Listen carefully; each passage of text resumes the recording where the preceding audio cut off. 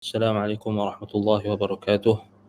الحمد لله رب العالمين، وبه نستعين على أمور الدنيا والدين، وصلى الله وسلم على نبينا محمد وعلى آله وأصحابه ومن سار على نهجه واكتفى بأثره ودعا بدعوته واستنى بسنته إلى يوم الدين. أما بعد، الحمد لله، bersyukur kita kepada Allah Subhanahu Wa Taala pada pagi ini kita dapat bertemu untuk kita meneruskan perbahasan berkenaan dengan Asmaul Husna, nama-nama Allah yang maha indah dan yang mempunyai sifat ketinggian yang tiada tandingan. Baik, jadi kita sambung pada membahaskan nama Allah Al-Wadud. Jadi kita dah bahaskan pada kelas sebelum ini berkenaan dengan makna Al-Wadud, dan daripada perkataan Al-Wud, iaitulah khalisul hubb, iaitulah kecintaan yang tulus. Dan kita dah bincangkan berkenaan dengan makna itu dari sudut bahasa dan juga istilah dan perkara-perkara yang berkait dengan makna tersebut. Baik, pada kelas kali ini insya-Allah kita nak sambung, kita nak bahaskan berkenaan dengan apa yang kita dah sebutkan pada kelas yang terawal, iaitulah berkenaan dengan kaitan ataupun kita boleh katakan kesan daripada kita beriman, kesan pada kita beriman dengan nama Allah Al-Wadud, iaitulah yang kita dah sebutkan sebelum ini. Kita nak lihat dari sudut kesan dan bagaimana kita nak mempraktikkan keimanan kita terhadap nama Allah Al-Wadud, iaitulah terangkum di dalam ayat di dalam surah Maryam 97, ayat 97, iaitulah praktikal bagi kita kata keimanan kita terhadap nama Allah Al-Wadud, iaitulah firman Allah Subhanahu wa taala, innal ladzina amanu wa amilus solihati sayaj'alu lahumur rahmanu wudda fa innama yassarnahu bilisanika litubashshira bihil muttaqin wa tunzira bihi qauman ludda. Baik, dalam surah Maryam ayat 96, innal ladzina amanu wa amilus solihati sayaj'alu lahumur rahmanu wudda. Di situ yang kita nak lihat maknanya kesan daripada keimanan kita terhadap nama Allah Al-Wadud. Baik, jadi Al-Wadud kita dah sebut antara makna yang terkandung di dalam nama Allah Al-Wadud, iaitulah pada makna maf'ul, iaitulah al-mahbub, yang dicintai. Sebelum ni kita sebut dia makna pada dua, berlega pada dua, fa'il dengan maf'ul. Iaitu fa'il iaitu Allah Subhanahu Wa Taala Al-Wad, yakni Allah Subhanahu Wa Taala Al-Muhib, Allah Subhanahu Wa Taala yang menyintai hamba-hambanya yang beriman. Dan Al-Mahbub, yakni tawazan al-maf'ul, iaitulah yang dicintainya, iaitu hamba-hambanya yang dicintainya. Baik, jadi dalam surah Maryam ayat 96 ini, kalau kita lihat maknanya apa, innal ladzina amanu wa amilus solihati sayaj'alu lahumur rahman wudda. Sesungguhnya orang-orang yang beriman, innal ladzina amanu, sesungguhnya orang-orang yang beriman, wa amilus solihat, dan beramal salih, sayaj'alu lahumur rahman wudda, Allah Ar-Rahman akan menjadikan untuk mereka itu wudda. Apa makna wudda? Kalau kita lihat di dalam mentafsirkan wudda, kata Abdullah bin Abbas radhiyallahu anhuma, sayaj'alu lahumur rahman wudda, maknanya mahabbatun fin nasi fid dunya. Ibn Abbas juga mentafsirkan dengan hubba. Wudda maknanya kecintaan, hubba yakni mereka yang orang-orang yang beriman, innal ladzina amanu wa amilus solihat, dan beramal salih, yang mengerjakan amalan salih. Sayaj'alu lahumur rahman wudda, Maksud Allah Ar-Rahman akan menjadikan bagi mereka kecintaan. Wudda maknanya hubba, sebagaimana yang ditafsirkan oleh Ibnu Abbas. Ibnu Abbas radhiyallahu anhuma juga mentafsirkan mahabbatun fin nasi fid dunya. Orang yang beriman dan beramal soleh akan dicintai oleh Allah SWT dan dicintai, diberikan kecintaan kepada manusia ataupun diberikan kecintaan di kalangan manusia di dunia. Begitulah juga datang dalam lafaz yang dikemukakan oleh Imam Ibn Jarir At-Tabari dalam tafsirnya, al-wuddu minal muslimin fid dunya wal rizqul hasan wal lisanis sadiq. Makna saya ja'alu lahumur rahman wudda ada 3. Yang pertama, orang yang beriman dan beramal soleh akan diberikan rasa kecintaan di kalangan kaum muslimin di dunia. Maknanya orang yang beriman dan orang yang beriman dan beramal soleh, orang-orang Islam di dunia ini akan cinta dia, akan suka dia. Itu pertama. Kata Ibn Abbas, saya ja'alu lahumur rahman wudda. Orang yang beriman, innal ladzina amanu wa 'amilus solihat. Orang yang beriman dan beramal soleh. Dia tak beriman saja, dia mesti beramal soleh. Maknanya iman dan amalan tu dia sekali.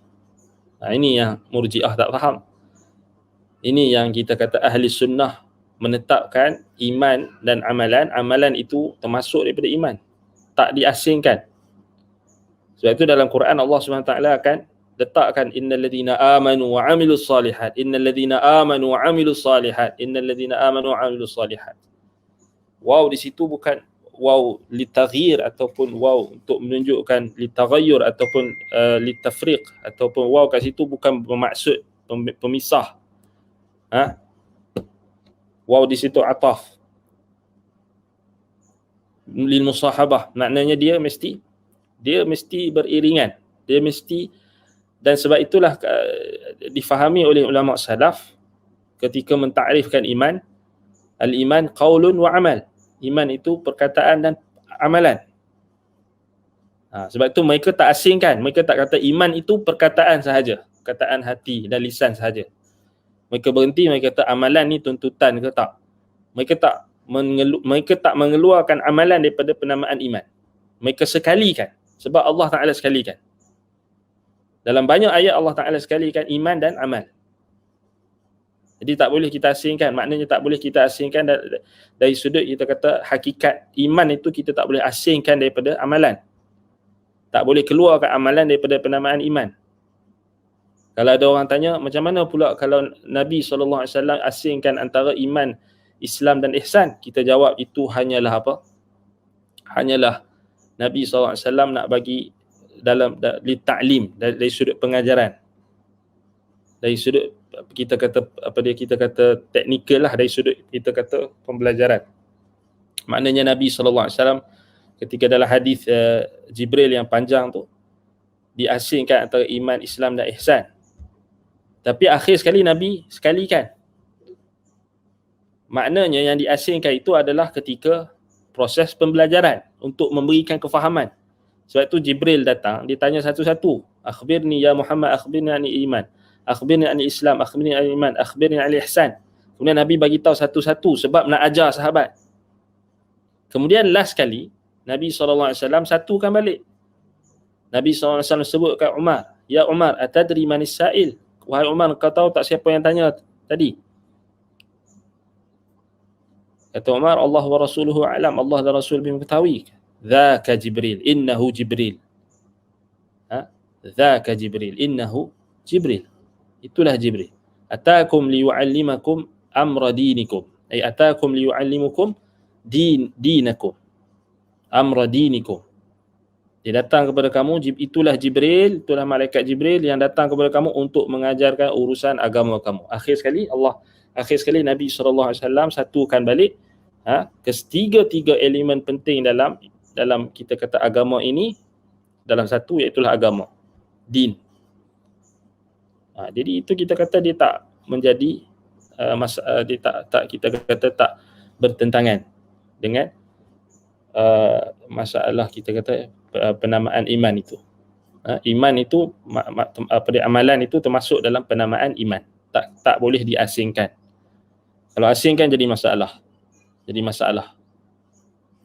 Kalau diasingkan amalan daripada iman jadi masalah, dan kita dah lihat masalah itu hari ini.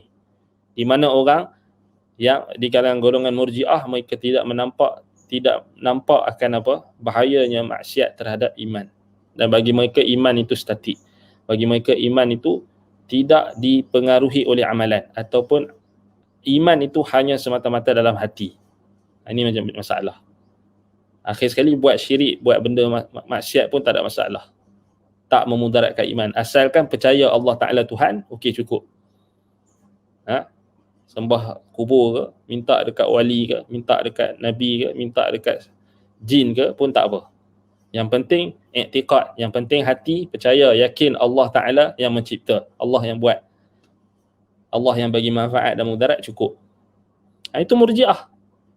Dan kita tengok kesan dia hari ini, betapa bahayanya bila kita dalam agama kita tak ikut apa yang ditunjukkan oleh wahyu.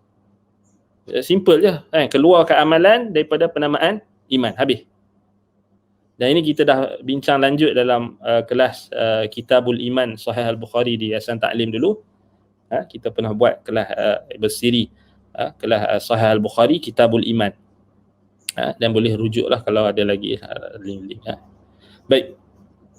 Jadi kita tak bahas panjanglah tentang iman tadi. Itu nak bagi tahu, contohlah ayat ni Allah Taala bagi tahu innal ladzina amanu wa amilus solihat. Sungguhnya orang-orang yang beriman wa amilus solihat, dan mereka beramal soleh. Sayaj'alu lahumur rahmanu wudda. Maka Allah Ar-Rahman akan menjadikan untuk mereka, akan memberikan kepada mereka atau menjadikan kepada mereka wudda, maknanya mahabbatun atau mahabbatan finnas. Kata Ibn Abbas, al-wuddu minal muslimin fid dunya. Yang pertama yang kita sebut tadi, maknanya Allah akan campakkan rasa kecintaan pada orang-orang Islam. Orang-orang beriman akan menyintai orang yang beriman dan beramal saleh. Maknanya dia akan dicintai di kalangan orang-orang Islam. Yang kedua, warizqal hasan. Wudda, dan Allah akan berikan rezeki yang baik. Sayaj'alu lahumur rahmanu wudda, maknanya sayaj'alu lahumur rahmanu rizqan hasanan. Allah Ar-Rahman akan berikan kepada mereka rezeki yang baik. Yang ketiga, maknanya wal lisan as-sadiq. Lisan yang benar. Allah akan berikan kepadanya lisan yang benar. Baik. Sebab itu datang tafsir daripada Mujahid bin Jabar Al-Makki pun sama juga, beliau kata sayaj'alu lahumur rahmanu wudda mahabbatun fil muslimin fid dunya. Mahabbatan fil muslimin fid dunya. Diberikan kecintaan di kalangan kaum muslimin di dunia. Maksudnya orang Islam akan cintai orang yang beriman dan beramal saleh. Lebih jelas lagi dengan lafaz yuhibbuhum wa yuhabbibuhum ila khalqihi. Ini lebih jelas lafaz daripada Mujahid. Allah menyintai mereka, orang yang beriman dan beramal saleh, wa yuhabbibuhum ila khalqihi, dan Allah menimbulkan rasa cinta sesama mereka di dunia. Lebih jelas kan? Wa yuhabbibuhum ila khalqihi. Allah akan menjadikan sesama mereka, maksudnya kecintaan itu sesama makhluknya. Maknanya orang yang beriman dan beramal soleh, yang pertama dia akan dicintai oleh Allah, dan Allah akan campakkan ke dalam hati makhluk, yakni hati orang-orang yang beriman, rasa cinta antara sesama mereka. Itu maksud yuhabbibuhum ila khalqihi. Datang dengan lafaz yang lain, yuhibbuhum wa yuhabbibuhum ila al-mu'minin. Akan ditimbulkan kecintaan pada orang beriman. Baik. Dalam disebutkan dalam Ma'alimut Tanzil, disebutkan apa? wa yuhibbuhumullah wa yuhabbibuhum ila ibadihil mu'minin. Mereka dicintai oleh Allah dan akan ditimbulkan rasa kecintaan. Allah akan menimbulkan rasa kecintaan terhadap mereka kepada hamba-hambanya di kalangan orang beriman. Baik. Ini sebagaimana datang dalam riwayat Nabi SAW bersabda dalam riwayat yang diriwayatkan oleh Imam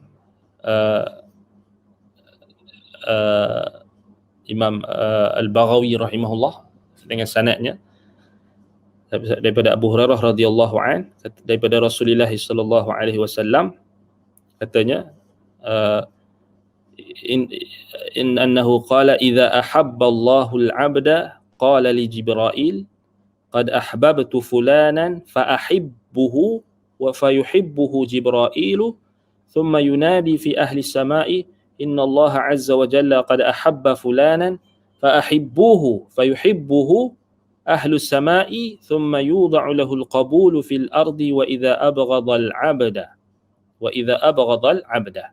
Baik. Baik, datang dalam riwayat Imam Al-Baghawi dalam Ma'alimut Tanzil. Demikian juga sebelumnya Imam Malik dalam kitabnya Muwatta', Imam Al-Bukhari dalam Kitabul Adab, Imam Muslim dalam kitab Al-Birr was-Silah wal Adab, dan Imam Al-Baghawi juga dalam Syarh Sunnah. Datang dalam riwayat yang pelbagai dengan lafaz idza ahabballahu al-'abda qala li Jibril. Allah Taala bila menyintai seseorang hamba, maka Allah akan mengatakan kepada Jibril, malaikat Jibril, qad ahbabtu fulanan fa ahibbuhu fayuhibbuhu Jibril. Dan Allah berkata kepada Jibril, sesungguhnya aku telah menyintai fulan. Fa ahibbuh, maka cintailah dia. Fayuhibbuhu Jibril, maka Jibril pun menyintai orang tadi, fulan tadi, yang dicintai oleh Allah. Maknanya Allah cintai seseorang, kemudian Allah perintahkan Jibril, malaikat Jibril, supaya cintai dia. Kemudian Jibril pun cintai dia atas perintah Allah. Thumma yunadi fi ahli sama', kemudian diserukan pada penduduk langit. Yang ini langit ada 7 tingkatan, 7 petala langit. Setiap daripada 7 petala langit itu adanya penyeru.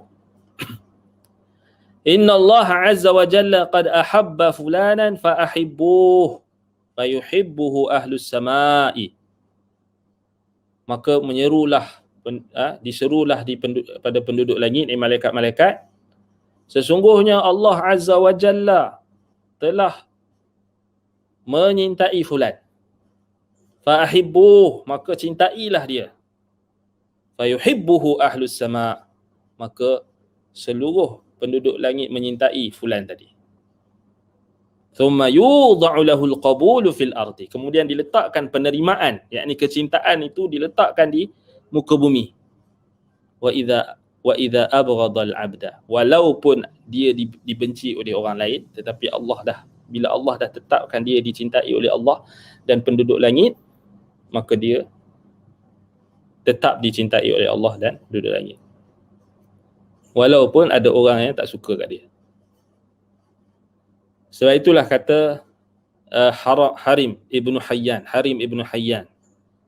kata beliau, ma aqbala 'abdun biqalbihi ila Allah azza wa jalla illa aqbala Allah biqulubi ahli al-iman ilaihi hatta yarzuqahu mawaddatahum.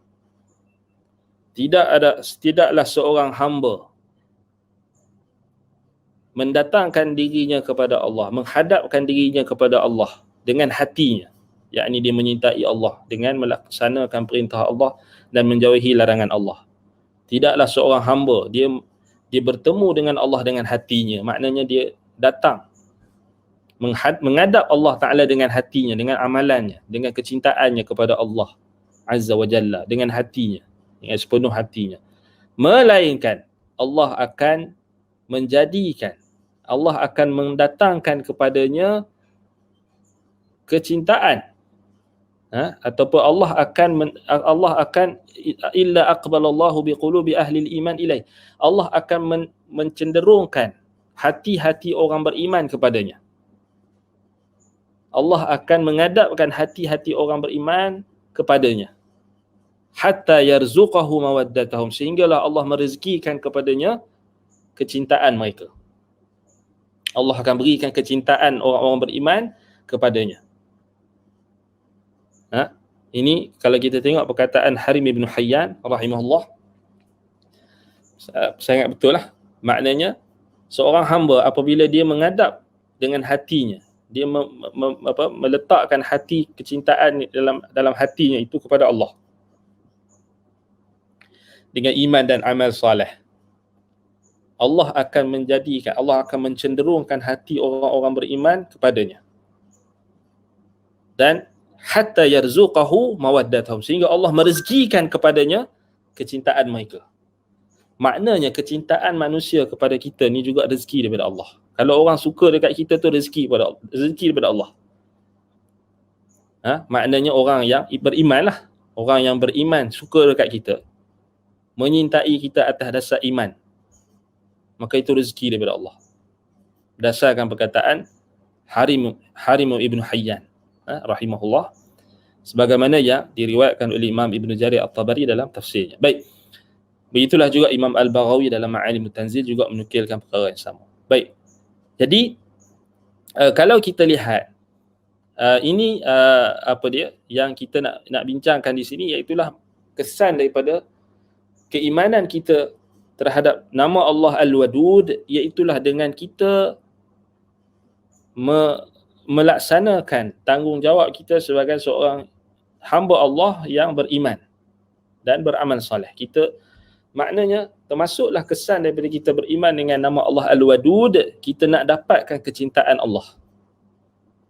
Kita nak dapatkan saya ja'alu lahumur rahman wudda, kita nak dapatkan hubban, mahabbatan. Yang pertama sekali kecintaan kita kepada Allah, ataupun kecintaan Allah kepada kita. Yang pertama sekali kecintaan Allah kepada kita. Dan yang kedua kecintaan orang-orang beriman kepada kita. Kecintaan orang-orang beriman kepada kita. Baik. Kalau kita tengok dalam Taisirul Karim Ar-Rahman, disebutkan oleh Imam As-Sa'di rahimahullah. Beliau mengatakan, innal ladzina amanu wa 'amilus salihati sayaj'alu lahumur rahman wudda, hadza min ni'amihi 'ala ibadihi. Kecintaan Allah kepada makhluk, kepada seorang hamba itu, dia adalah nikmat Allah kepada hamba-hambanya. Siapa yang dapat nikmat ini? Alladzina jama'u bainal iman wal 'amalis salih. Orang yang menghimpunkan antara iman dan amalan soleh. Apa janji yang mereka dapat? Wa'dahum annahu yaj'alu lahum wudda. Allah berjanji, Allah akan berikan kepada orang yang beriman dan beramal soleh kecintaan daripadanya. Allah akan bagikan rasa cinta. Allah akan yang pertama, Allah menyintai mereka, dan Allah akan campakkan kecintaan manusia kepada mereka. Manusia yang macam mana? Bukan semua manusia. Mahabbatun wa widadan fi qulubi awliyaihi. Kecintaan dalam hati wali-walinya. Wali-wali Allah, iaitu orang-orang yang beriman dan bertakwa. Dan yang pertama sekali, base pada hadis Abu Hurairah yang kita sebutkan tadi, malaikat, penduduk langit. Allah akan berikan kecintaan pada seorang hamba itu, Allah akan jadikan penduduk langit akan menyintainya. Siapa penduduk langit? Malaikat. Bahkan penduduk bumi juga, sebagaimana dalam riwayat yang kita bacakan tadi, riwayat Abu Hurairah yang kita bacakan, diriwayatkan Imam Malik dalam Muwatta, Imam Muslim, Imam Al-Bukhari, Al-Baghawi dan selainnya, dengan sanad yang sahih. Thumma yudha'u fil ardi al-qabulu, thumma yudha'u al-qabulu fi ahli al-ardi atau fil ardi. Kemudian diletakkan penerimaan manusia di atas muka bumi. Maknanya orang-orang beriman. Tetapi lebih umum, di atas muka bumi ni termasuklah haiwan-haiwan. Apa dalil haiwan-haiwan juga menyintai orang beriman? Apa dalil? Macam mana kita nak tetapkan benda ni? Kalau orang tanya kita macam mana kamu boleh tahu haiwan-haiwan pun menyintai orang beriman? Macam mana kamu tahu? Contohnya kita kata ikan. Macam mana kamu tahu ikan tu sayang ke orang-orang beriman? Baik, dalilnya hadis Abu Hurairah yang kita bacakan tadi. Thumma yudha'u al-qabulu fi ahli al-ardi atau fi apa dia kita kata yudha'u lahu al-qabulu fil ardi, akan diletakkan kepada penduduk bumi. Penduduk bumi ni termasuk haiwan umum. Maknanya binatang pun menyintai orang-orang yang beriman, yang Allah cintai. Tapi dia tak nampak lah. Kita tak nampak lah dia punya bentuk kecintaan tu macam mana. Tapi contoh yang lain, Nabi SAW bagi tahu dekat kita tentang doa binatang-binatang kepada orang-orang beriman. Antaranya doa hatta al-hitani fil ma' wa innal 'alima la yustaghfaru lahu man fis samawati wa man fil ardi hatta al-hitani fil ma'. Hatta al-hitan fil ma'. Sesungguhnya orang yang alim, dalam sebahagian riwayat muallimul khair, orang yang mengajarkan orang lain kebaikan. Tak semestinya dia seorang guru atau seorang ustaz atau seorang tuan guru ke, tak semesti. Orang yang ditunjukkan kepada orang lain kebaikan. Muallimul khair, orang yang mengajarkan kebaikan. Dalam riwayat Ibnu Majah, wa innal 'alima, orang alim. Orang alim, orang yang ada ilmu. Orang yang menuntut ilmu termasuk. Sebab dalam lafaz tu datang dengan apa? Dengan lafaz man salaka tariqan yaltamisu fihi ilma. Datang dalam nak cakap balik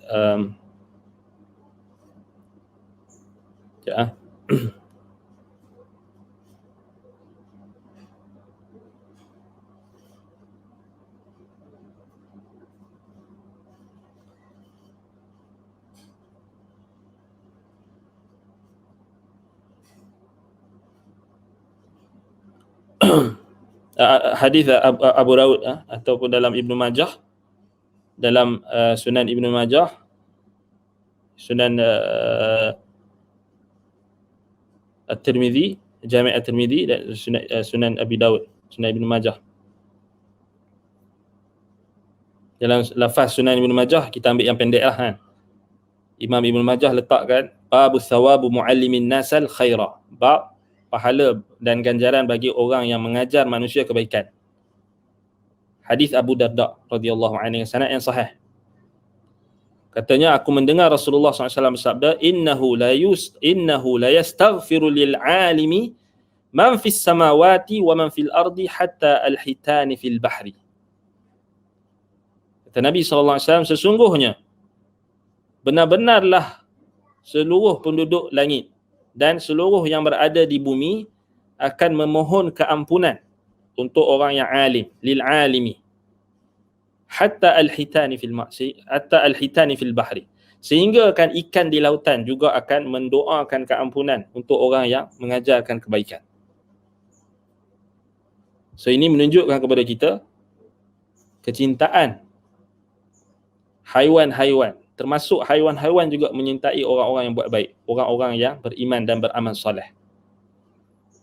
Dalam lafaz Abi Daud dengan lafaz yang panjang, dalam lafaz apa? Man salaka tariqan yaltamisu fihi ilma, sahhalallahu lahu tariqan ilal jannah. Siapa yang menempuh satu jalan dalam menuntut ilmu, maka Allah akan mempermudahkan jalannya untuk masuk ke syurga. Kemudian Nabi SAW bagi tahu, wa innal malaikata la tada'u ajnihataha ridan li talibil ilmi. Malaikat memayungi, menaungi, dan meletakkan sayapnya, menaungi dengan sayapnya itu kepada penuntut ilmu, kerana redha kepada penuntut ilmu. Maknanya cinta kan pada penuntut ilmu. Sebab kita dah sebut hadis dalam Muwatta' Imam Malik yang kita bacakan awal tadi. Allah suruh Jibril, Allah suruh malaikat-malaikat cintai orang yang Allah cintai. Kemudian dalam lafaz ni, wa innal alima la yastaghfiru lahu man fis samawati wa man fil ard wal hitanu fi jawfil ma'. Dan sesungguhnya seorang yang alim, seorang yang ada ilmu, seorang yang mengajarkan kebaikan, seorang penuntut ilmu,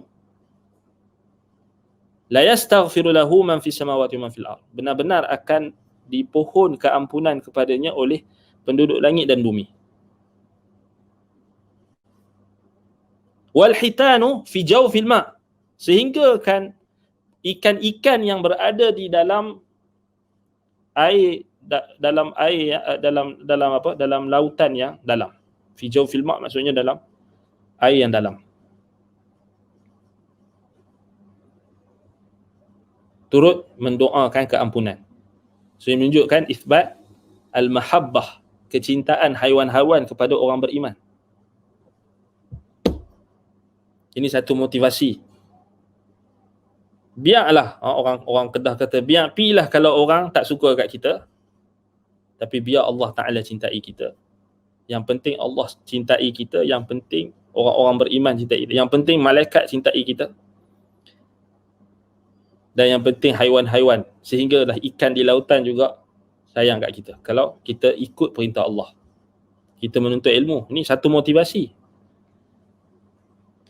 Orang hari ni ramai, sahabat-sahabat kita ditanya, macam mana Ustaz, kami ni bosan belajar online ni, dah lama sangat dah, 2 tahun, nak dekat 2 tahun belajar asyik-asyik online, kami bosan. Sebenarnya ini tak perlu keluar daripada mulut seorang penuntut ilmu, bosan ni. Tak ada istilah bosan dalam menuntut ilmu. Ya, memang Nabi SAW suruh kita, Nabi sebut dekat Hanzalah, sa'ah, innamas sa'ah sa'ah, ya, ada waktu yang kita kena, kalau kita dah rasa bosan tu, memang ada rasa bosan. Bosan tu memang akan ada. Tetapi tak sepatutnya keluar daripada mulut seorang penuntut ilmu, dia bosan dalam menuntut ilmu. Walaupun dia ada rasa sedikit bosan, tetapi dia tak boleh keluarkan perkataan tersebut kalau dia tahu tentang kelebihan menuntut ilmu. Simpan dalam hati rasa bosan tu. Baik, memang kita tak nafikan, dalam setiap amalan kita ni ada waktu yang fatrah. Sebab tu Nabi SAW Nabi SAW sebut dalam hadis yang sahih berkenaan dengan hakikat, iaitulah berkenaan dengan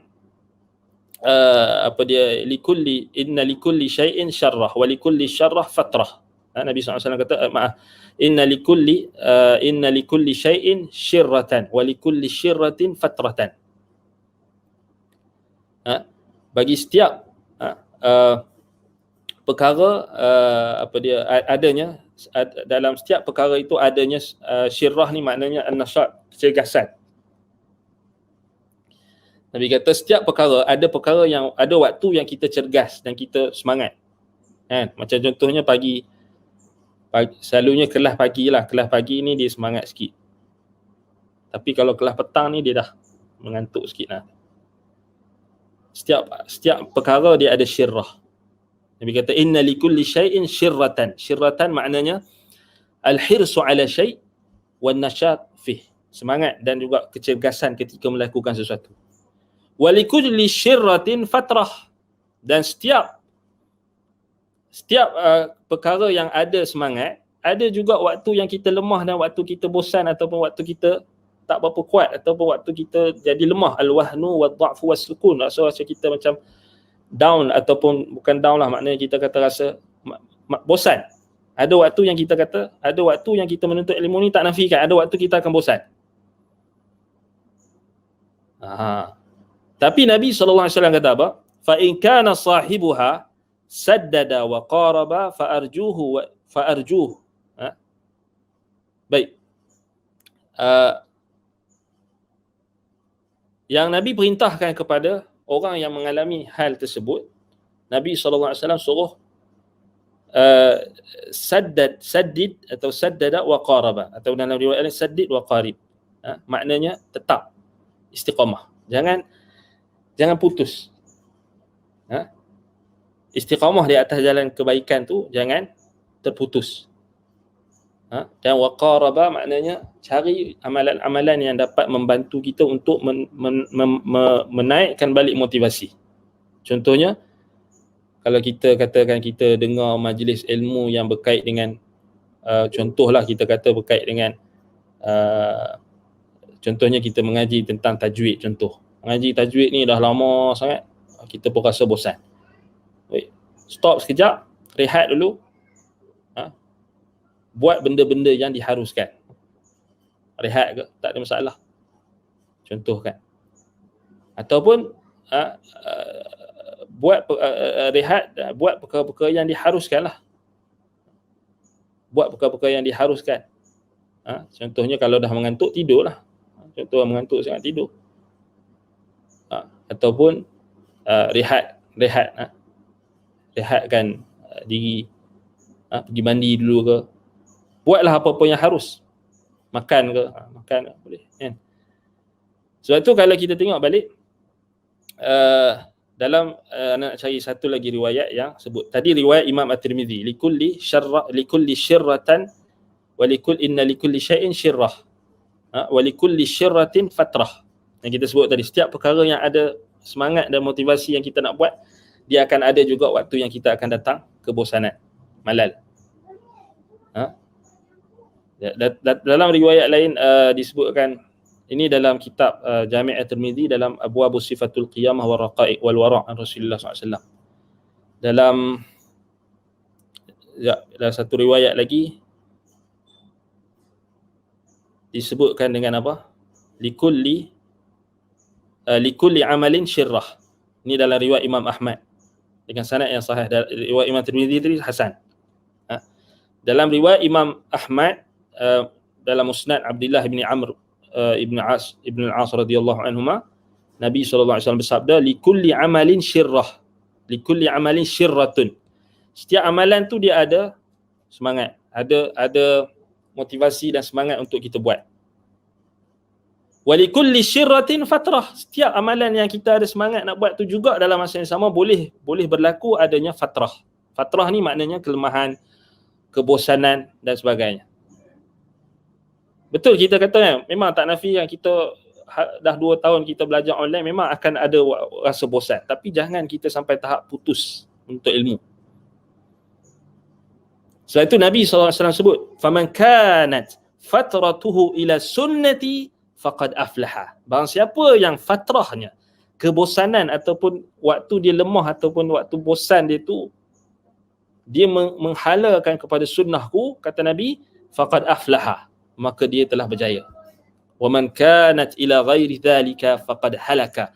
Barang siapa yang fatrah dia tadi, kebosanan, kemalasan ataupun datang ketidaksemangat ketidaksemangat yang kata, datang rasa tak semangat tu, jatuh ataupun rasa macam down sikit, rasa bosan, maka kalau dihalakan waktu fatrahnya itu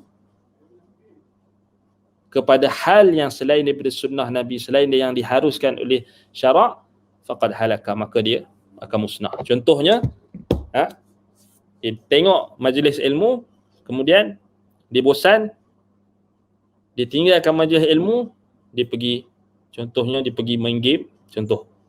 Dia main game, kemudian dia lupa dengan majlis ilmu, dia dah tak kembali dah, dia asyik dengan game je, contoh. Nampak? Ataupun dia tinggalkan majlis ilmu, dia kata tak best lah majlis ilmu, bosan lah majlis ilmu ni, asyik muka ustaz yang sama je, contoh. Asyik benda yang sama saja, dia ingat sama benda yang sama. Asyik benda yang sama saja ustaz cakap, bosan lah. Lalu dia buat apa? Tengok movie lah, tengok filem. Ini wa man kanat ila ghairi dhalika faqad halaka. Siapa yang menghalakan kebosanannya itu, perasaan yang tidak semangatnya itu, dia menghalakan kepada perkara yang selain daripada sunnah Nabi, selain daripada apa yang disyariatkan oleh Allah Subhanahu Wa Taala, maka dia musnah, faqad halaka. Akhir sekali dia duk tengok filem, movie, sampai dia duk kalut, duk syarah tentang movie, tentang filem, dia tinggalkan majlis ilmu. Ini orang yang paling rugi dan orang yang kata Nabi SAW halaka. Jadi kita buat pilihan. Kalau orang tanya, tapi macam mana kalau orang tu dia waktu dia menuntut ilmu tu dia datang dia fatrah tadi. Fatrah ni maknanya kelemahan, datang rasa bosan, rasa tak semangat. Macam mana? Kalau dia waktu tu dia berhenti, contohnya dia buat benda yang harus. Nak keluar rumah tak boleh ni, tak boleh, PKP. Nak pergi kat luar pun duduk dekat apartmen macam ni, tak ada taman apa semua, tak boleh keluar. Duduk dalam rumah tu, duduk dekat dalam di balik dinding batu. Macam mana? Nak buat apa? Kami kena relax, kami kena release tension. Kena tengok jugalah, depa kata kena tengoklah juga movie-movie. Baik. Boleh, bukan kata tak boleh tengok, cerita-cerita yang harus. Cerita yang harus tak ada sekarang. Cerita semua karut-karut. Tengok apa? Contohnya tengok binatang ke, tu haruslah. Tengok dokumentari ke, tengok apa-apa sahaja yang haruslah, yang tak ada pelanggaran, tak ada bentuk perkara yang diharamkan dalam syarak. Kalau tengok filem tu memang confirm lah benda-benda yang haram, benda-benda yang buka aurat dan sebagainya, betul tak? Tapi kalau tengok haiwan tu boleh tahan lagi, tengok haiwan tak pakai baju memang dia dah haiwan. Tapi ini tengok manusia yang tak pakai baju, itu apa kejadah? Memang haiwan tu memang dia tak pakai baju. Tak apa kita tengok haiwan. Contoh. Maknanya itu harus. Itu contohnya dia menghalakan pada perkara yang harus. Tapi kalau dia menghalakan waktu fatrah dia tadi, menghalakan kepada perkara haram. Halaka kata Nabi, akan musnah. Apatah lagi, lebih-lebih lagi kalau dia meninggalkan perkara yang memberi manfaat. Contoh berhenti tengok orang lumba kuda ke, orang lumba unta ke, contoh. Tak boleh tengok, kena tengok online, contoh. Kan? Kalau tengok benda yang haram, maka takut jadi halaka tadi lah.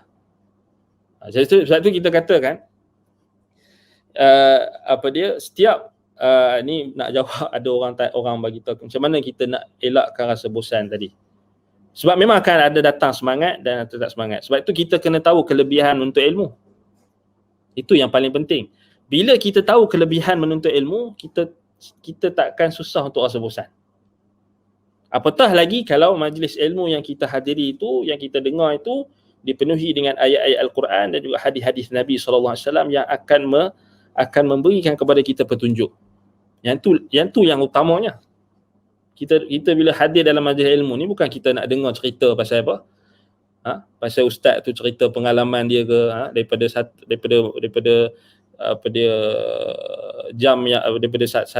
yang pertama sampailah 2 jam duk cerita pasal pengalaman. Bukan kita nak dengar pengalaman dia, kita nak dengar ayat Al-Quran.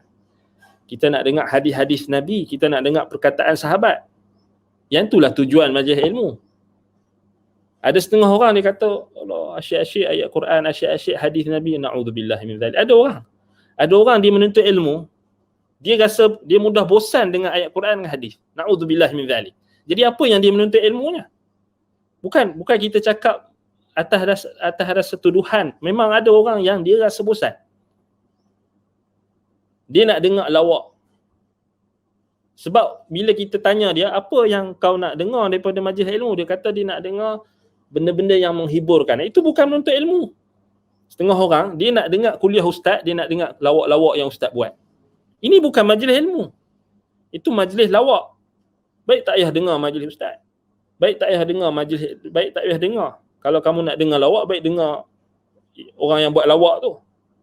Ini jadi masalah bila orang hari ini, khususnya masyarakat awam, dia tak boleh beza antara majlis ilmu dengan majlis yang bukan majlis ilmu seperti majlis lawak dan sebagainya.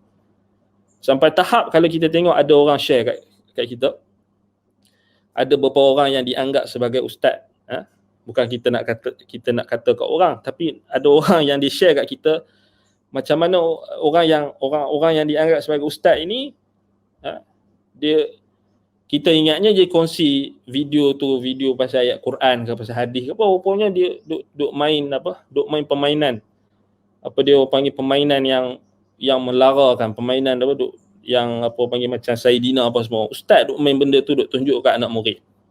Na'udzubillah. Orang panggil ustaz. Jadi orang pun terhibur. Ada satu lagi dia sharekan video. Apa benda, ingatnya kita tengoklah, kita pasal orang panggil dia ustaz. Dia share video, ustaz tu duk main dengan satu benda, satu permainan tu duk cakap ustaz tu, permainan tu ajuk cakap ustaz. Tu dia gelak-gelak. Lepas tu dia berkata, ni tak apalah ustaz buat lawak. Ya, kita kata memang ada waktu yang kita kata kita diizinkan oleh syarak untuk kita kata untuk bermain. Bukan kita kata tak boleh langsung. Kita kena serius je. Tapi adakah itu tujuan utama sampai akhir sekali majlis ilmu itu dipenuhi bukan dengan ayat Quran dan hadis, tapi duk cerita pasal benda-benda yang lara. Wal'iyadzubillah. Sebab itu kita kena bersyukur kalau kita duduk dalam majlis ilmu tu dipenuhi dengan ayat Quran, hadis Nabi, perkataan sahabat, perkataan salaf. Alhamdulillah. Syukur nikmat. Ada orang yang dia tak jumpa. Ada orang, ni anda bukan cakap ni, orang yang jumpa kita, orang yang cakap, orang yang berkongsi dengan kita pengalaman mereka. Dan kita pun sama juga, kita pernah merasai bagaimana kita mendengar yang orang kata majlis ilmu, ini ceramah agama dan sebagainya, tetapi dipenuhi dengan gelak ketawa. Dipenuhi dengan benda-benda yang lara. Kadang-kadang itu, maaf, kita katakan, keluar perkataan-perkataan yang tak sepatutnya diucapkan oleh seorang yang dianggap sebagai ustaz atau seorang yang dianggap sebagai rujukan dalam agama. Nas'alullah salamata wal afiyah. Kita takut. Jadi ini kita kata perkara yang kita perlu faham. Sebab itu bila kita jumpa ada majlis ilmu yang dipenuhi dengan ayat Quran, dipenuhi dengan hadis-hadis Nabi, dipenuhi dengan tafsir-tafsir ulama, dipenuhi dengan dalamnya perkataan salafus salih, athar para sahabat, yang kita kena fokus. Sebab itu sebahagian di kalangan masyarakat kita ni dia masih lagi ada, dia selektif yang bersifat negatif. Maknanya bila dengar tentang majlis ilmu yang ilmiah sikit, dia dah tahu dia tak boleh. Dia kena dengar yang ringan-ringan. Tapi ringan-ringan sangat pun sampai tahap akhir sekali meringan-ringankan. Dia kata kami tak boleh, jangan ustaz, jangan tinggi-tinggi sangat, jangan bawa ayat Quran. Allahu akbar. Ada pula macam tu. Bawa yang biasa-biasa. Biasa-biasa sampai bila kita nak maju. Sebab itu kita katakan masyarakat kita ni takkan maju dalam bidang agama, dalam pemahaman mereka terhadap agama tu takkan maju kalau mereka masih lagi bersikap berpeluk tubuh dan tak mau menuntut ilmu ataupun tak mau nak menghadapi kesusahan dalam menuntut ilmu. Ini pun susah juga. Sebab tu ini kita nak jawab apa dia keluhan sebahagian di kalangan ikhwah kita yang mereka kata bosan ketika menuntut ilmu. Banyaklah alasan kan, antaranya online ni cepat bosan. Kita tak nafikan je, sebab kita dah baca hadis riwayat Imam At-Tirmidzi tadi.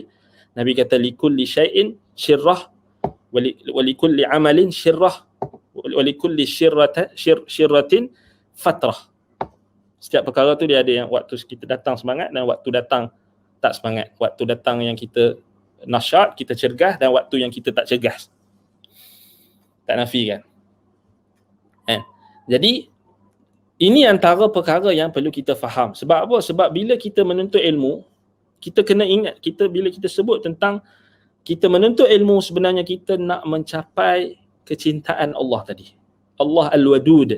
Innal ladzina amanu wa 'amilus salihati sayaj'alu lahumur rahman wudda.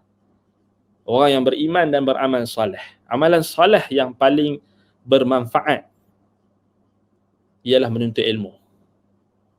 Kenapa? Kerana amalan-amalan yang lain, amalan-amalan soleh yang lain takkan tertegak kalau kita tak ada ilmu. Sebab itu menuntut ilmu adalah seafdal-afdal amalan. Sebab dia akan membuka kepada amalan-amalan soleh yang lain. Kalau kita tak ada ilmu, macam mana kita nak beramal soleh? Macam mana kita nak beriman kalau kita tak ada ilmu? Sebab itu, balik pada ayat tadi, saya ja'alu lahumur rahman wudda. Sebab itu, termasuk daripada kita beriman dengan nama Allah Al-Wadud, kita betul-betul hayati ayat ini. Janji Allah kepada orang yang beriman dan beramal soleh, Allah akan campakkan, Allah akan berikan kepada mereka rasa kecintaannya, dan Allah akan mencampakkan ke dalam hati orang-orang beriman dan makhluk-makhluknya di kalangan haiwan, termasuklah binatang-binatang, rasa kecintaan. Dan juga Nabi SAW sebut dengan nas yang kita bacakan tadi, sampaikan ikan turut akan sayang kepada orang yang beriman dan beramal soleh. Mereka mendoakan keampunan kepada orang-orang yang mengajarkan kebaikan, yang orang yang beriman dan beramal soleh. Sebab itu bila kita bayangkan bila setiap kali kita dengar kuliah online, kita duduk, antara perkara yang kita nak elakkan daripada tak bosan ni, kita kena prepare sikit lah tempat tu, kita bagi elok sikit, bersih, selesa, kan? Tak semestinya kena guna benda-benda yang canggih, kan? Maknanya cukup kita selesa, tak ada gangguan, kan? Maksudnya bersih yang paling penting, tak ada gangguan. Letaklah kita kata tempat yang kita khususkan, kemudian prepare bagi elok-elok. Janganlah kat situlah kita tidur, dekat situlah kita menuntut ilmu, tak. Itu tak berapa baik. Itulah yang akan menyebabkan kita malas dan sebagainya. Dia duduk kat atas katil, kan. Duduk atas katil, duduk online tu, duduk atas katil tidur. Lainlah kalau dia memang katil dia tu dia bukan nak tidur, kan. Maksudnya memang situlah tempat dia. Kita faham ada orang yang memang katil kat bilik dia tu, itu bilik dia, itulah ruang tamu dia, macam orang-orang yang bujang. Paling kurang kemas. Itulah yang akan mengelakkan kita daripada untuk cepat rasa bosan. Maksudnya tempat tu kita kena bagi elok. Tempat kita menuntut ilmu tu, walaupun online, kena jaga adab. Kena jaga adab. Pakai pun kena pakai, maksudnya kalau kita tahu kita menuntut ilmu ni, kita nak cari perkara yang baik, kita nak cari keredaan Allah, kita nak undang kecintaan Allah. Ketika menuntut ilmu tu, kita dah siap-siap pakai pun pakai yang elok-elok. Walaupun kita online, orang tak nampak kita pakai apa benda ke apa ke, tapi walaupun kita online, kita ada rasa adab. Sebab kita nak dengar kalam Allah, kita nak dengar hadis-hadis Nabi SAW. Kita kena faham, walaupun ustaz ni tak nampak kita, ustaz mana nampak kita pakai apa ke, pakai kain pelikat ke, pakai baju kelawak ke apa, kita tak nampak, tapi Allah Subhanahu Wa Taala nampak. Maknanya kalau kita nak elakkan daripada kita rasa cepat rasa bosan dan sebagainya, kita kena prepare. Kita kena ada isti'dad, ada persediaan yang rapi. Maknanya kita betul-betul bersedia untuk mendengar ilmu. Catat faedah-faedah yang diberikan. Fokus. Itu yang akan membantu. Tapi kalau kita duduk sambil tidur, sambil baring, kecuali kalau sakit tu lain macam, dia nak dengar juga majlis ilmu, dia tak larat sangat, dia baring dengar, sambil dengar tak ada masalah. Itu tak jadi masalah, kan. Tapi ini yang orang yang ada kemampuan, dia duduk dengan betul, kan. Macam dia pergi menuntut ilmu yang betul-betul, dia akan pakai cantik-cantik. Itu yang akan membantu. Tapi selalunya orang yang cepat bosan ni, mungkin dia tak, pertama sekali dia tak tahu kelebihan menuntut ilmu. Sebab tu kenapa penting kena tekankan. Sebab tu tenaga pengajar, guru-guru, dia kena tekankan majlis ilmu ni, apa kelebihan, kan? Apa kelebihannya? Sebab bila kita sebut tentang majlis ilmu walaupun online, tapi kalau kita ada sebab-sebab yang boleh menggalakkan kita kata apa, rahmat Allah turun dengan kita baca ayat Quran, dengan kita baca hadis-hadis Nabi SAW, dengan kita sebut berkenaan dengan perkataan-perkataan salaf. Dia ada asbab yang akan menurunkan rahmat Allah. Dan kita bersedia. Macam kita sebut tadilah. Kalau ada yang ni pasang minyak wangi, bagi wangi. Kan, malaikat suka yang wangi. Ni nak nuntut ilmu, biar busuk-busuk tak boleh. So kita kena istihdar. Sebab kita sekarang ni, kita nak buat amalan soleh. Menuntut ilmu ni amalan soleh. Jangan kita main pakai teradap je. Walaupun online. Kalau setakat pakai t-shirt biasa tu tak apalah. Kalau setakat duduk seorang-seorang, ada orang tanya macam mana kalau saya duduk seorang-seorang, saya tak tutup aurat waktu menuntut ilmu. Tak menjadi masalah. Tak, maknanya dia tak tutup aurat, maksudnya tak ada orang yang akan tengok aurat dia lah kan. Maksudnya dia tak tutup aurat. Tak jadi masalah, tak berdosa pun. Harus. Tetapi yang paling akmal, yang paling sempurna, dia prepare dengan baik. Sebagaimana dia nak beribadat. Sebab menuntut ilmu ni satu ibadat juga. Cuba kita tengok macam mana golongan salaf terdahulu, Imam Malik. Sebelum dia nak baca hadis Nabi, sebelum dia nak masuk dalam, dia nak mulakan pengajian, Imam Malik rahimahullah, dia akan pakai pakaian yang paling cantik. Kemudian dia akan menyikat rambutnya dan dia akan merapikan janggutnya. Imam Malik. Dia akan pakai wangi-wangian. Sebab apa? Ta'zim li kalami rabbil alamin wa li kalami sayyidil mursalin. Kerana mengagungkan dan memuliakan perkataan Tuhan, kalam Allah, rabbil alamin, Tuhan sekalian alam. Sebab kita dalam majlis ilmu ni, kita nak baca ayat Quran. Dan mengagungkan juga perkataan sayyidul mursalin, hadis-hadis Nabi SAW, penghulu bagi seluruh rasul, penghulu bagi anak Adam. Bila kita tahu kelebihan ini, baru kita tak akan mudah untuk rasa bosan.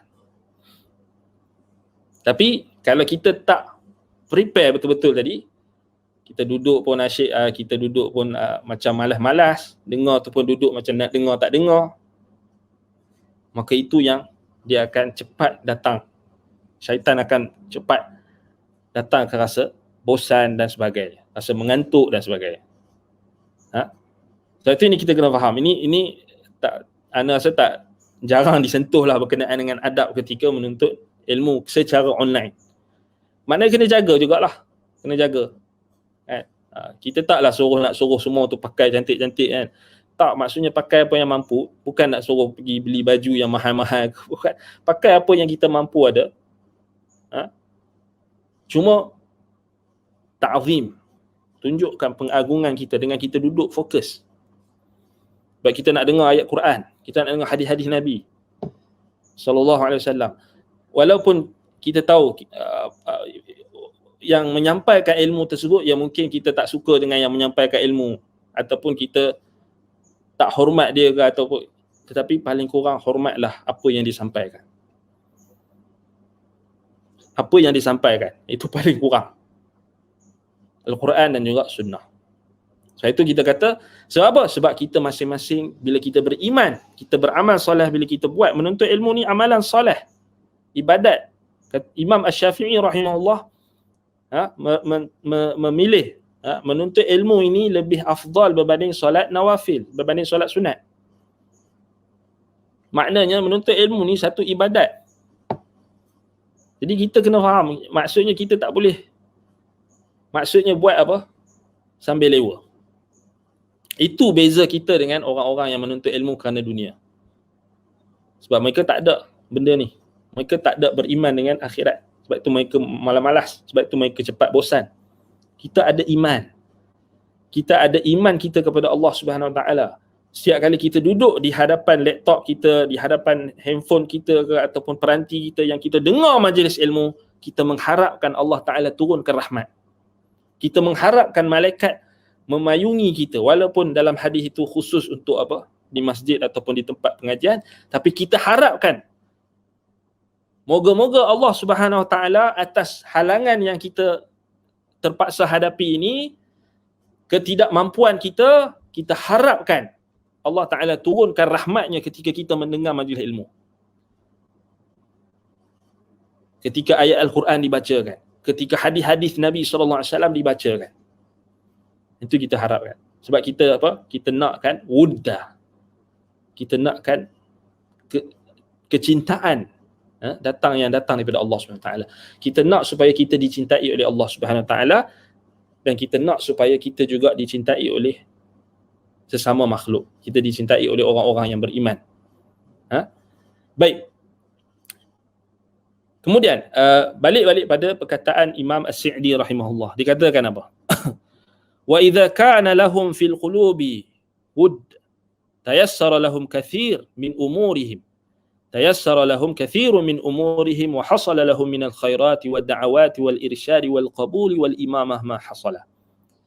Bila Allah Subhanahu Wa Taala dah campakkan rasa cintanya kepada hamba-Nya tadi, maka akan mudahlah seluruh urusan. Bagi mereka, bagi kebanyakan urusan mereka akan menjadi mudah. Dan akan terhasillah kebaikan-kebaikan, doa-doa, kebaikan-kebaikan ni sangat banyak. Bila kita datang ke majlis ilmu contohnya, ataupun kita sekarang online, paling kurang kita akan dapat apa? Maksudnya ketenangan yang kita dapatkan daripada ayat-ayat Al-Quran yang dibacakan. Hadis-hadis Nabi, kita akan dapat bimbingan-bimbingan. Kita akan dapat motivasi, semangat untuk menuntut ilmu lagi. Dan kita juga akan dapat doa orang-orang beriman. Apa maksud doa orang-orang beriman? Maksudnya ketika majlis ilmu dikendalikan, adanya kita kata apa? Interaksi. Contohnya soal jawab. Walaupun kita tak bersoal jawab secara bertentang mata melalui di alam maya sahaja, tetapi tetap berlaku interaksi. Dengan doa, saling doa mendoakan. Contohnya mudah, bila orang tanya soalan, barakallahu fikum, dia akan sebut. Orang yang mengajar dapat doa, orang yang menjawab itu pun akan mendoakan. Jazakumullahu khaira, barakallahu fikum. Guru-guru kita yang mengajar akan mendoakan kita, akan dapat doa. Demikian jugalah doa orang-orang yang hadir secara online. Kita tak tahu mana-mana ada hamba-hamba Allah Subhanahu Wa Taala yang ada ketika online, ketika live. Kita tak tahu siapa. Dia doa, ya Allah, Engkau rahmatilah orang yang mendengar, contoh orang yang mendengar majlis ilmu ni, orang yang cuba untuk, kita tak tahu. Mungkin kita tak buat tapi orang lain buat. Kita tahu. Sebab itu kita dibukakan kebaikan ni antaranya doa-doa orang beriman. Dan yang paling penting, doa, yakni rahmat Allah Subhanahu Wa Taala, rahmat Allah akan turun. Doa juga doa orang-orang, doa di kalangan makhluk-makhluknya, penduduk langit dan bumi, langit malaikat. So, bila disebut turunnya rahmat, malaikat akan doakan.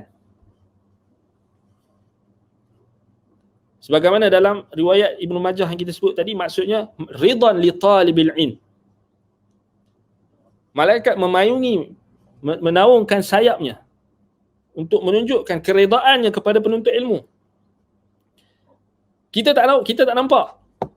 Kita tak nampak, kita tak tahu, kita tak boleh confirmkan. Tapi kita harapkan. Sebab benda gaib kita tak nampak, tapi kita harapkan Allah Ta'ala turunkan rahmat dengan bentuk-bentuk yang kita tak tahu. Sebab itu dia akan dipermudahkan. Dia akan mendapat bimbingan. Al-irsyad ni paling penting. Wal qabul, penerimaan. Al-imamah, ini kepimpinan, ketokohan. Maknanya, apa maksud Imam As-Sa'di dia kata akan mendapat kepimpinan? Maknanya, bila kita mendapat ilmu, kita berusaha pula untuk menyebarkan ilmu tersebut. Dan kita menjadi ikutan. Bagi orang yang ikut kebaikan kita. Imamah tak semesti kena jadi pemimpin. Cukup kita tunjuk contoh baik kepada orang lain ikut contoh baik yang kita tunjukkan itu, kita dah jadi imam. Tak semesti kita kena jadi imam dekat masjid kat surau. Tak semesti kena jadi ustaz. Tak semesti kena jadi pemimpin. Kita ada ilmu, kita tunjukkan pada orang lain ilmu yang kita pelajari, kita kongsikan ilmu tu kepada orang lain itu mengamalkan apa yang kita kongsikan. Faddalla ila al-khair kafa'ilihi. Addal ila al-khair kafa'ilihi. Orang yang menunjukkan kepada kebaikan seperti orang yang melakukannya akan dapat pahala. Man sanna sunnatan hasanatan falahu ajruha wa ajru man amila biha ila yaumil qiyamah. Barang siapa yang menunjukkan contoh teladan yang baik, maka dia akan mendapat pahala. Orang falahu ajruha, dia akan mendapat pahala amalan baik yang dicontohkan itu. Wa ajru man amila biha ila yaumil qiyamah. Ila yaumil qiyamah. Dan pahala amalan orang yang buat disebabkan contoh teladan tadi sampai hari kiamat tak putus. Itu maksudnya kelebihan ilmu yang bermanfaat. Semua terputus kecuali ni yang Nabi SAW sebut. Bila mati anak Adam, terputus segalanya amalannya kecuali 3. Antaranya ilmu yang bermanfaat. Al-ilmu yuntafa'u bih. Ilmu yang bermanfaat. Orang ambil manfaat ilmu dia. Sebab itu kita katakan, ini yang kita nak. Innal ladzina amanu wa 'amilus salihati sayaj'alu lahumur rahman wudda. Kita nak kecintaan daripada Allah Subhanahu wa taala. Baik. Sebab itulah kalau kita tengok balik, kecintaan Allah Subhanahu wa taala ini, macam mana kita nak dapat kecintaan Allah? Yang pertama sekali perkara asasi yang Allah Subhanahu wa taala sebutkan di dalam Al-Quran, iaitulah dengan kita ittiba', dengan kita mutaba'ah, dengan kita mengikuti sunnah Nabi SAW. Allah Ta'ala berfirman, Qul in kuntum tuhibbunallaha fattabi'uni yuhibbukumullah. Katakan wahai Muhammad, jika kalian benar-benar menyintai Allah, fattabi'uni, ikutilah aku, ikutlah Nabi SAW. Yuhibbukumullah, Allah akan menyintai kamu. Sebab itu kalau kita tengok balik, ittiba' ini, ikutan kita terhadap Nabi SAW, inilah yang akan mengundang kecintaan Allah. Dan bukan setakat mengundang kecintaan Allah, mengundang juga kecintaan orang-orang beriman. Sebab itu kalau kita tengok balik dalam Al-Quran, banyak ayat lah. Kalau kita tengok antaranya dalam surah Al-Ma'idah ayat 54, Allah Subhanahu wa taala berfirman, ya ayyuhalladzina amanu man yartadda minkum an dinihi fasawfa ya'ti Allahu biqaumin yuhibbuhum wa yuhibbunah adhillatan 'alal mu'minin a'izzatan 'alal kafirin yujahiduna fi sabilillahi wa la yakhafuna lawmata la'im, ila akhir ayat. Allah kata, wahai orang-orang beriman, barang siapa yang murtad, barang siapa yang kembali menjadi murtad, kembali yang meninggalkan agama, meninggalkan Islam, kembali kepada kekufuran, barang siapa yang murtad di kalangan kamu daripada agamanya, fasawfa ya'tillahu biqaumin, maka Allah akan mendatangkan dengan satu kaum, yuhibbuhum, Allah menyintai mereka, dia menyintai mereka, wa yuhibbunah, dan mereka menyintai Allah, adhillatan 'alal mu'minin, mereka sangat menghormati, mereka sangat merendah diri kepada orang-orang beriman. Yang ni maksudnya kesan kecintaan kita kepada Allah. Macam mana kita nak nampak orang tu cintakan Allah, orang tu dapat kecintaan Allah? Kalau ada orang tanya soalan dekat kita, macam mana kita nak tahu Allah Ta'ala sayang kita? Apa tanda-tanda menunjukkan Allah sayang kita? Jawapannya balik pada ayat tadi. Bila kita azillatin 'alal mu'minin, bila kita saling merendah diri dan menghormati orang-orang beriman, itu tanda Allah sayang kita. A'izzatin 'alal kafirin, dan kita merasa tegas, kita menunjukkan ketegasan kita kepada orang kafir. Maknanya kita kita tidak mengorbankan, kita tak menjatuhkan prinsip kita dan meninggalkan prinsip kita semata-mata nak capai keredaan orang kafir. Kita tegas ke atas orang-orang kafir, kita keras dengan pegangan kita dan kita tak mudah untuk mengikut pujuk rayu orang-orang kafir. Itu menunjukkan Allah cinta kita. A'izzatin 'alal kafirin yujahiduna fi sabilillah. Kita berjihad di jalan Allah. Wala yakhafuna laumata laim. Kita tak takut celaan orang yang mencela. Itu tanda-tanda Allah Ta'ala dah sayang dekat seseorang. Kita check lah. Kita bukan nak dabik dada Allah sayang kita. Kita pun banyak dosa, kita pun banyak kekurangan. Cuma kita nak berusaha ke arah itu. Sebab tu orang yang murtad daripada jalan Allah, Allah akan datangkan satu kaum yang Allah cintai mereka dan mereka menyintai Allah. Baik. Kemudian yang berikutnya, yang terakhir, kita kata yang terakhir, untuk kita nak mendapatkan kecintaan Allah Subhanahu Wa Taala, apa cara? Iaitulah apa yang kita dah sebut tadi, ittiba' mutaba'ah, iaitulah kita kena ikut Nabi SAW, kena ikut sunnah Nabi SAW. Bukan kita buat jalan sendiri.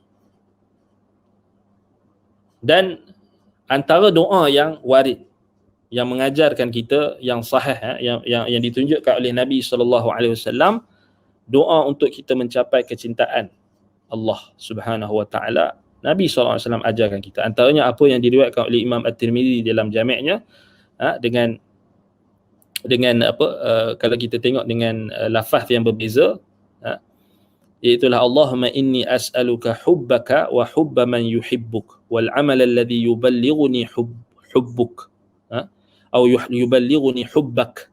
Allahumma ja'al hubbaka ahabba ilayya, Allahumma ja'al hubbaka ahabba ilayya min nafsi wa ahli wa minal ma'il baridi. Tapi yang lafaz yang sahih sampai dekat Allahumma inni as'aluka hubbaka, ya Allah aku memohon kepadamu kecintaan kepadamu. Kita minta kepada Allah rasa cinta kepada Allah. Wa hubba man yuhibbuk, dan kecintaan orang yang menyintaimu. Wal amal alladhi yuballighuni hubbak, dan amalan yang dapat menyampaikan kepadaku kecintaan kepadamu. Baik. Ini lafaz yang sahih. Tapi kalau dalam riwayat Imam At-Tirmidzi itu, kalau kita tengok Imam At-Tirmidzi menghasankan hadis tersebut. Dikatakan doa ini juga adalah doa Nabi Daud AS. Kana min du'ai Daud. Kata Nabi SAW, dia termasuk daripada doa Nabi Daud AS. Ala kulli hal, hadis ini hasan. Imam At-Tirmidzi hasankan. Nabi Imam At-Tirmidzi kata hadisun hasanun gharib. Tapi kalau kita tengok hukum Syekh Al-Albani kata dhaif, tapi tak ada masalah. Kerana hadis ini dia ada lafaz yang lain yang menguatkan, dan kita kata boleh diamalkan. Allahumma inni as'aluka hubbaka, ya Allah aku memohon kepadamu kecintaan kepadamu. Wa hubba man yuhibbuk, dan kecintaan orang yang menyintaimu. Wal amal alladhi yuballighuni hubbak, dan aku memohon kepadamu amalan yang dapat menyampaikan aku kepada kecintaan terhadapmu. Sebagaimana dalam doa yang sahih Nabi SAW, doa Allahumma habib ilayna al-iman wa karrih ilayna al-kufra wal fusuq wal isyan waj'alna minar rasyidin. Allahumma habib ilayna al-iman, ya Allah engkau rasakanlah, datangkanlah, campakkanlah kecintaan dalam hati kami ini terhadap iman. Allahumma habib ilayna al-iman, ya Allah berikanlah kecintaan dalam hati kami terhadap iman. Allahumma habib ilayna al-iman wa karrih ilayna al-kufra wal fusuq wal isyan, dan kau datangkanlah dalam hati kami ini rasa membenci perkara-perkara yang kufur. Wa karrih ilayna al-kufra, kekufuran, wal fusuq, perkara-perkara yang fasik, kefasikan, wal isyan, dan juga maksiat. Wa karrih ilayna al-kufra wal fusuq wal isyan waj'alna minar rasyidin, dan jadikanlah kami termasuk di kalangan orang-orang yang mendapat petunjuk dan mendapat bimbingan. Jadi itu juga doa yang boleh kita baca. Maksudnya cari doa-doa yang sahih daripada Nabi SAW yang boleh kita amalkan, yang minta kecintaan kepada Allah. Kena minta kerana kecintaan daripada Allah ni, kecintaan makhluk-makhluknya, kecintaan malaikat terhadap kita ni adalah rezeki daripada Allah. Minta. Berapa ramai orang hari ni dia hanya minta rezeki yang bersifat duniawi. Ya Allah bagilah aku kaya, ya Allah bagilah aku banyak duit, ya Allah bagilah aku kaya, minta banyak duit. Tapi berapa ramai orang yang minta, ya Allah rezekikan aku kecintaan terhadapmu. Allahumma rzuqni hubbak. Boleh juga dengan lafaz yang tak semestinya lafaz yang kita kata ikut hadis tadi, yang ikut hadis tadi lebih utamalah. Allahumma inni as'aluka hubbak. Ya Allah aku memohon kepadamu kecintaan kepadamu. Wa hubba man yuhibbuk, dan kecintaan orang yang menyintaimu. Wal amal alladhi yuballighuni hubbaka, dan amalan yang dapat menyampaikan aku kepada kecintaanmu. Dalam lafaz yang Imam At-Tirmidzi dengan Allahumma ja'al hubbaka ahabba ilayya min nafsi wa ahli wa min al-ma'il baridi. Ya Allah engkau jadikanlah kecintaan kepadamu itu pada diriku itu lebih dicintai berbanding diriku sendiri, berbanding ahli keluargaku, dan juga berbanding air sejuk. Maknanya rezeki. Kita suka minum air, kita suka makan. Jadikanlah kecintaan kepadamu itu lebih aku cintai berbanding diriku sendiri, berbanding ahli keluargaku, dan berbanding air yang sejuk. Minal ma'il wa minal ma'il baridi. Itu datang dalam lafaz Imam At-Tirmidzi. Boleh kita amalkan doa-doa itu dan doa-doa yang warid daripada Nabi SAW yang semisalnya minta kecintaan kepada Allah. Sebab kita nak faham, bila kita faham itulah tuntutan kita ketika kita beriman dengan nama Allah Al-Wadud, maka kita kena berusaha sepenuh tenaga kita untuk mencapai kecintaan Allah Subhanahu Wa Taala dan mencapai juga kecintaan orang-orang yang dicintai oleh Allah Subhanahu Wa Taala, yang sebagaimana yang datang dalam hadis yang kita bacakan. Baik. Jadi saya rasa cukup setakat itu. Baik, kalau ada soalan yang berkaitan, kalau tak ada soalan kita berhenti setakat ini. Baik, ada soalan di sini. Waalaikumsalam warahmatullahi wabarakatuh. Kalau penuntut ilmu waktu bosan dia jalan pergi ke taman bunga boleh? Boleh, harus. Benda yang harus. Tak ada masalah. Jalan, pergi menghirup udara segar, tak ada masalah. Sebab kita kena faham, kita manusia. Kita bukan malaikat. Apa sifat malaikat? Dalam Quran Allah Subhanahu Wa Taala sebut malaikat ni apa? La yas'amun. Allah sebut dalam Quran, Allah kata malaikat sahaja yang tidak bosan ketika beribadat. Apa dia dalam surah Fussilat, dalam surah Fussilat Allah kata fa in istakbaru falladzina 'inda rabbika yusabbihuna lahu bil-laili wan-nahar wa hum la yas'amun. Kalau mereka tetap ingkar dengan angkuh untuk mematuhi perintah Allah, maka itu tidak menjejaskan kekuasaan Allah. Kerana adanya di sisi Tuhanmu malaikat-malaikat yang tetap bertasbih memuji dan menyucikan Allah bil-laili wan-nahar, siang dan malam. Pada waktu siang dan malam dan siang, wa hum la yas'amun, dan mereka tidak pernah merasa jemu, merasa bosan, tak pernah rasa bosan. So Allah Taala isbatkan tak pernah rasa bosan ni malaikat saja. Tapi manusia boleh ada rasa bosan. Sebagaimana dalam hadis yang kita bacakan dalam riwayat Imam Ahmad, riwayat Imam At-Tirmidzi, berkenaan dengan apa? Inna likulli syai'in syirrah. Setiap perkara ada perkara yang kita semangat, ada perkara yang kita lakukan tu, ada waktu kita naik, kita semangat, kita cergas, ada waktu yang kita akan turun sikit, kita kurang semangat ataupun kita bosan. Sebab itu sifat manusia. Allah Ta'ala tak jadikan manusia ni, sebab itu Allah Ta'ala jadikan manusia ni dia makhluk yang insanun taba'iyul madani, ataupun madaniyut insanun madaniyut tab' bit-tab'i. Secara tabiatnya kita ni perlu bersosial. Betul tak? Kita perlu, manusia ni dia diciptakan untuk bersosial. Kerana apa? Kerana kita berhajatkan kepada manusia ni. Kerana kita senang bosan. Sebab itu Allah Ta'ala ciptakan Adam. Allah Ta'ala tak ciptakan Adam semata-mata. Allah ciptakan Hawa. Nampak? Sebab itu kalau penuntut ilmu dia sebab itu kenapa Nabi SAW suruh, maknanya kita talakan benda yang perkara-perkara yang datang waktu jemu dan bosan tadi pada perkara-perkara yang harus. Siapa yang bawa kepada yang menepati sunnah Nabi, dia akan selamat, dia berjaya. Maknanya kalau ditalakan kebosanan dan sebagainya tadi pada perkara yang harus. Apa banyak perkara yang harus daripada perkara yang haram, banyak lagi perkara yang harus. Kenapa kita nak pilih perkara yang haram? Perkara yang harus banyak. Kan? Macam jalan-jalan kat taman bunga, boleh harus. Jalan-jalan kalau boleh keluar lah kan, ada setengah orang dia tak boleh keluar. Yang duduk dekat yang kena PKPD tak boleh keluar. Macam mana? Kan? Yang boleh keluar tu ambil, sekarang rasanya dah boleh keluar kan, tapi jagalah SOP dan sebagainya, jangan kita abaikan penjagaan kita wiqayah, ihtiras, kita menjaga daripada penyakit ni, kita kena jaga-jaga, kena hati-hatilah. Maksudnya ikutlah SOP yang ditetapkan, walaupun ada orang yang tak ikut SOP pun kita jaga kebersihan dan sebagainya, kita kena berhati-hati, itu saja kan. Tapi harus untuk pergi naik basikal ke, jalan kat taman ke, boleh, maksudnya harus. Jangan kita paksa diri kita, tak boleh.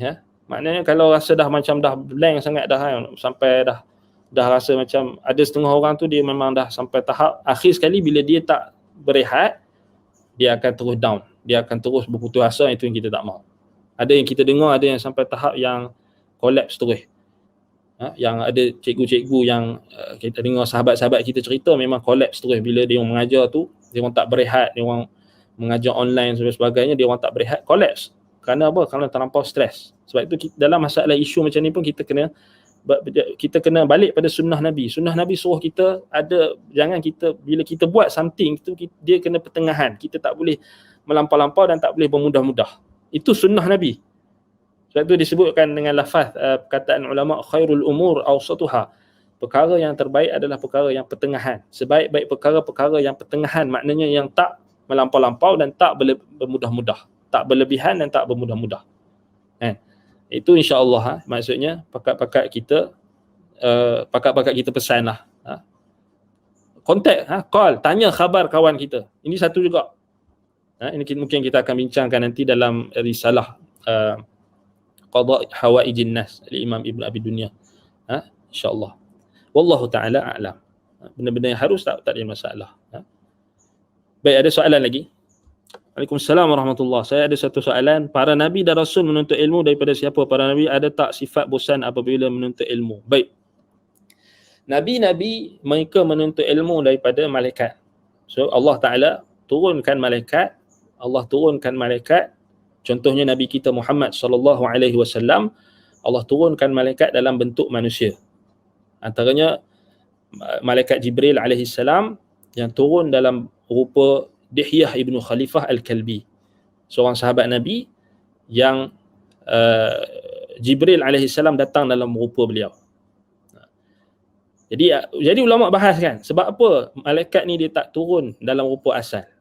Sekali sahaja malaikat turun dalam rupa asal, waktu di Gua Hira, yakni wahyu yang pertama. Itu pun bila malaikat turun dalam rupa asal, Nabi SAW demam. Nabi SAW balik menggigil, suruh Khadijah radhiyallahu anha, isteri baginda SAW, selimut baginda, zammiluni, dathiruni, selimutkan aku. Seperti sebagaimana dalam riwayat Imam Al-Bukhari. Nampak? Sebab itu hikmahnya, selepas itu malaikat turun dalam rupa manusia. Sebab itu kita kata Nabi SAW menuntut ilmu daripada malaikat. Maknanya malaikat yang bawa risalah, bawa daripada Allah Subhanahu Wa Taala. Pernah tak Nabi SAW bosan dalam menuntut ilmu? Ada tak para Nabi ni sifat bosan apabila menuntut ilmu? Baik. Bila kita sebut tentang bosan atau tidak ni, kita kata kita nak kata Nabi bosan, tu tak boleh. Tak boleh. Tetapi ada tak sifat, kita kata sifat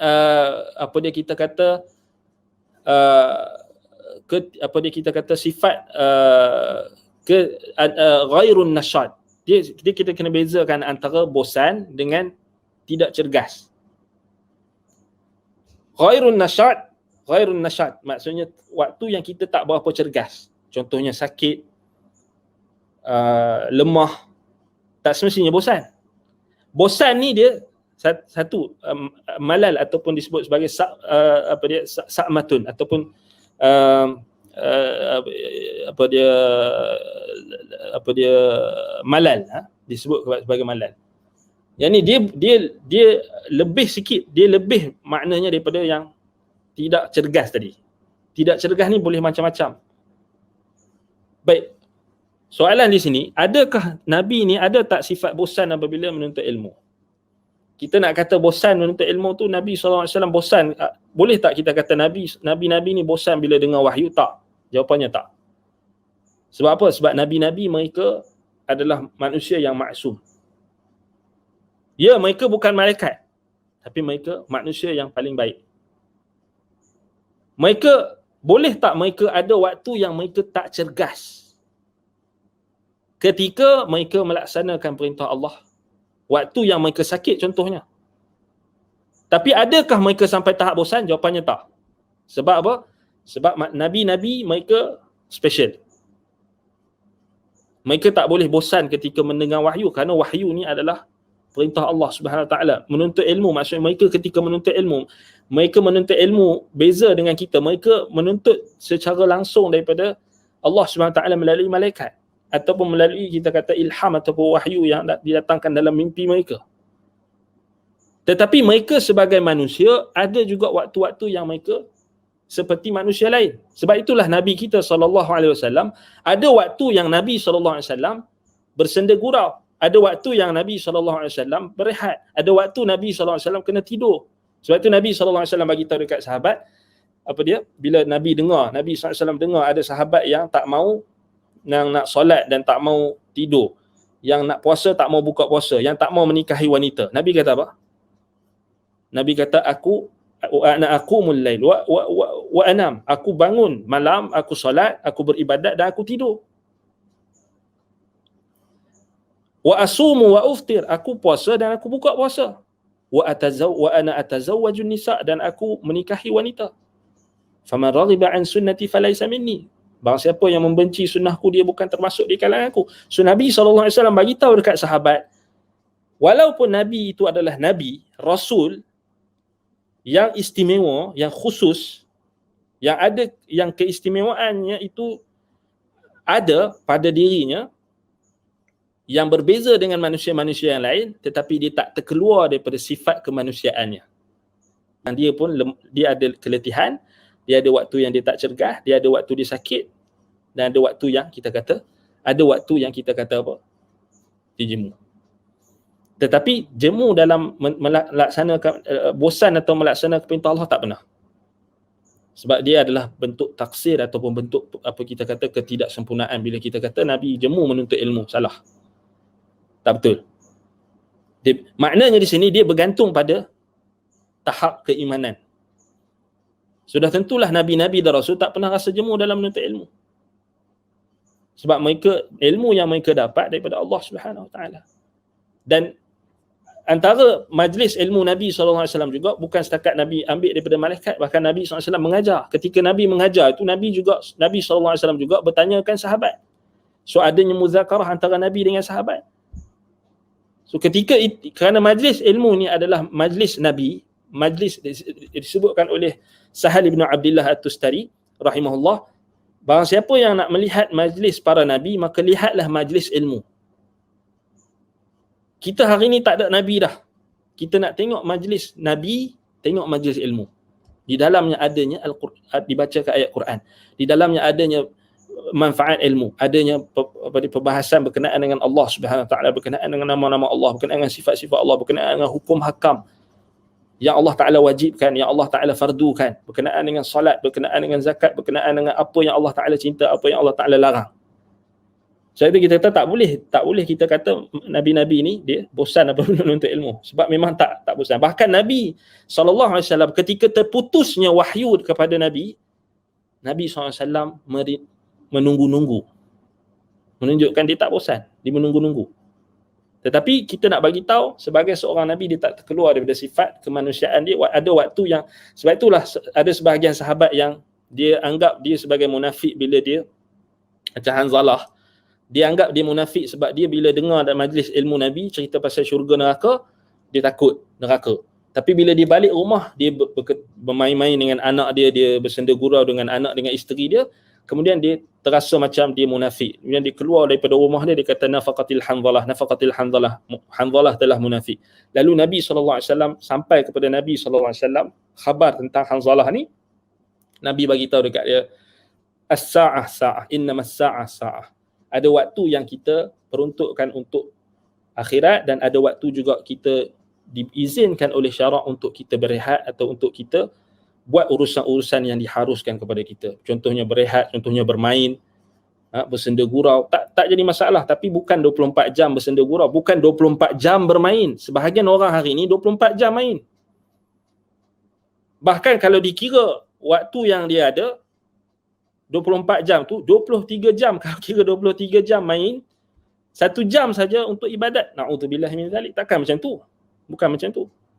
Kita bukan nak macam tu lah kan. Sebab itu kita kata beza dia, kejemuan ataupun kebosanan tu dia ada pada manusia yang bersifat fitrah mereka, tak boleh kita kata apa. Manusia ni dia bukan malaikat dan dia ada waktu yang dia kena rehat, waktu yang dia boleh, dia ada waktu yang dia cergas, ada waktu yang dia sihat, ada waktu yang dia bermotivasi, ada waktu yang dia tak berapa semangat, ada waktu yang dia bosan. Sebab itu syariat meraihkan hal tersebut. Wallahu taala a'lam. Baik, kita dah habis waktu. Semoga Allah Subhanahu wa taala memberkati apa yang kita sampaikan. Aqulu qawli hadza wa astaghfirullah li wa lakum. Subhanakallahumma wa bihamdika asyhadu an la ilaha illa anta astaghfiruka wa atubu ilaik. Wa sallallahu ala Muhammadin wa ala alihi wa sahbihi wa baraka wa sallam. Alhamdulillahirabbil alamin. Wassalamu alaikum warahmatullahi wabarakatuh.